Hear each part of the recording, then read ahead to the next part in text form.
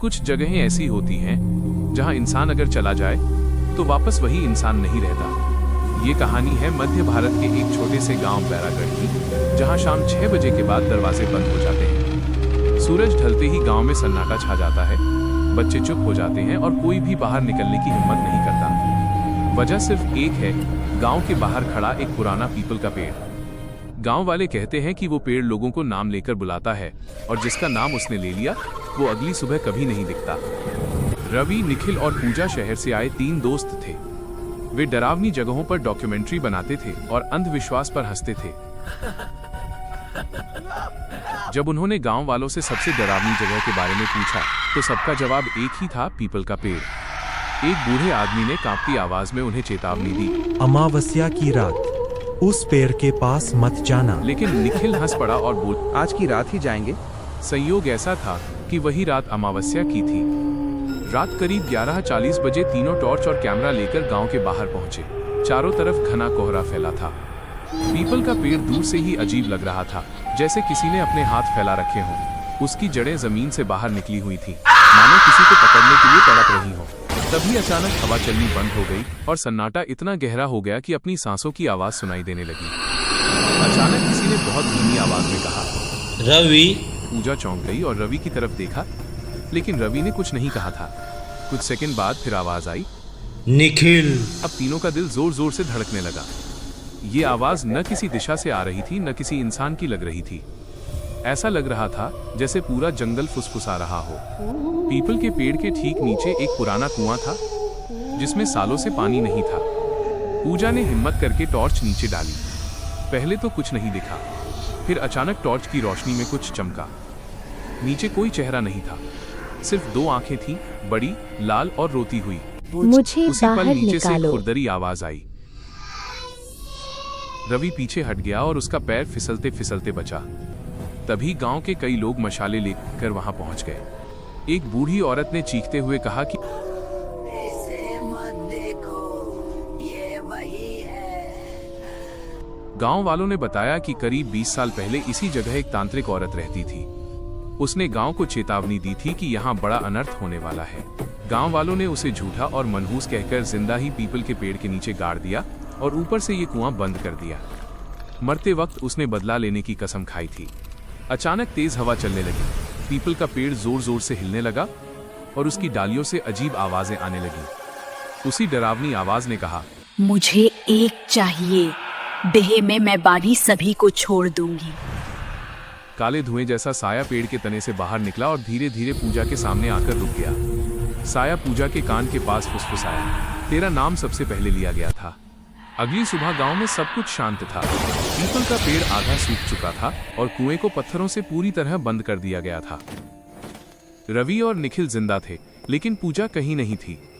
गांव वालों ने राहत की सांस ली और मान लिया कि अब सब खत्म हो गया है। 6 महीने बाद शहर के एक बड़े पार्क में एक नया पीपल का पेड़ लगाया गया। रात के 12 बजे वहां एक लड़की खड़ी थी। उसका चेहरा बिल्कुल पूजा जैसा था, लेकिन आंखें वैसी नहीं थीं। वो हल्की सी मुस्कुराई और बहुत धीमी आवाज में किसी का नाम लिया, रवि, और उसी पल हवा चलनी बंद हो गई। रवि के कानों में वो नाम ऐसे गूंजा जैसे किसी ने सीने के अंदर से पुकारा हो। पार्क की लाइटें एक एक करके बुझने लगी। हवा अचानक ठंडी नहीं, भारी हो गई। रवि ने पीछे मुड़कर देखा। वो लड़की अब उसके बिल्कुल पास खड़ी थी। चेहरा पूजा का था, लेकिन मुस्कान मानो किसी और की। पूजा, धीमी टूटी आवाज, तुम मुझे छोड़कर क्यों चले गए तुम थे? पूजा नहीं हो। लड़की हंसी, लेकिन आवाज में 2 आवाजें थी, एक पूजा की, दूसरी किसी बहुत पुरानी चीज की। नाम लिया जाए तो पजामा पूरा होता है। जमीन हिलने लगी।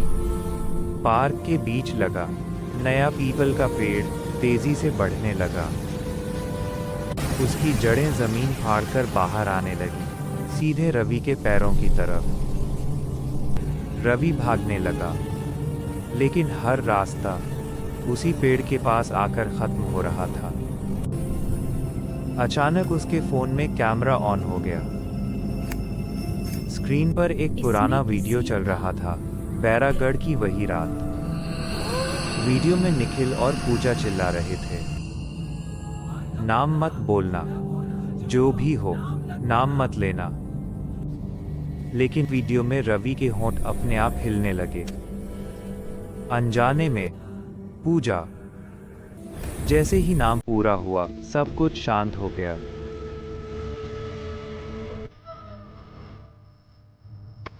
अगला नाम कौन सा है? ये सवाल सिर्फ रवि के लिए नहीं था।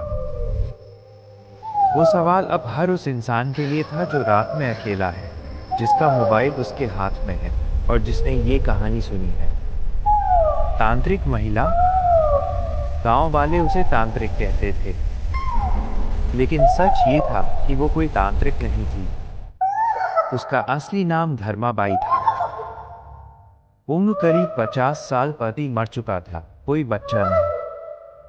वो गांव के बाहर पीपल के पेड़ के पास एक टूटी झोपड़ी में रहती थी। धर्माबाई अलग थी, इसलिए डरावनी लगती थी। वो रात में जागती थी क्योंकि दिन में उसे नींद नहीं आती थी। वो लोगों की बातें ध्यान से सुनती थी, और यही उसकी सबसे बड़ी गलती बन गई। तुम्हें कैसे पता? एक दिन उसने गांव की एक औरत से कहा, अपने पति को आज खेत मत भेजना। और उसी दिन वो आदमी सांप के काटने से मर गया। लोग डर गए।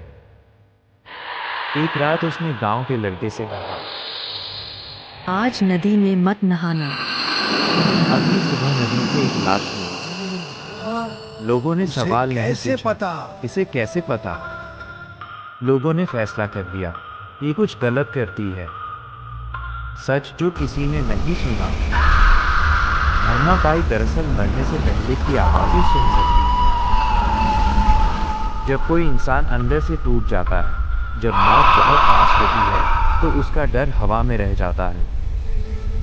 और वही डर धर्माबाई सुन लेती थी। उसने गांव वालों को चेताया था, जो आवाजें मैं सुन रही हूँ, वो मुझसे नहीं आ रही, वो किसी और को ढूंढ रही है। अमावस्या की रात। उस रात गांव का एक बच्चा बीमार पड़ा। डॉक्टर दूर था, दवा नहीं मिली, बच्चा मर गया, और गांव को किसी को दोष देना था। डर हमेशा कमजोर को ही चुनता है। कि ये एक हराई थी। जो किया गया वो हत्या थी। अमावस्या की रात लोग मशाल लेकर आए। किसी ने उसका नाम नहीं लिया, सब उसे वो औरत कहते रहे, क्योंकि नाम लेने में डर लगता है। उसे पीपल के पेड़ से बांधा गया। उसने चिल्लाया नहीं, रोई नहीं, बस एक बात कही, अगर मेरा नाम मिटाओगे तो मैं नामों में लौटूंगी। लोगों ने उसे जिंदा दफना दिया। लेकिन असली डर यहीं शुरू हुआ। मरने के बाद क्या हुआ? धर्माबाई मरी नहीं, उसका शरीर मरा, लेकिन उसका डर हवा में रह गया। अब वो पीपल में नहीं रहती, वो रहती है उन लोगों में जो उसका नाम जानते हैं। इसलिए वो नाम लेकर बुलाती है, क्योंकि जिसने उसका नाम लिया वो उसकी जगह लेने के करीब आ जाता है। रवि, पूजा, निखिल क्यों? क्योंकि उन्होंने कहानी नहीं सुनी थी, उन्होंने कंटेंट देखा था और डर को मजाक समझ लिया था। धीमी ठंडी आवाज धर्माबाई बदला नहीं लेती, वो सिर्फ अपनी जगह भरती है।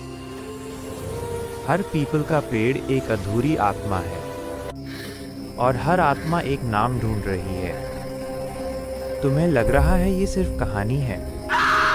तो आज रात अगर कोई आवाज तुम्हें नाम से बुलाए, तो जवाब मत देना, क्योंकि अगला पेड़ तुम्हारे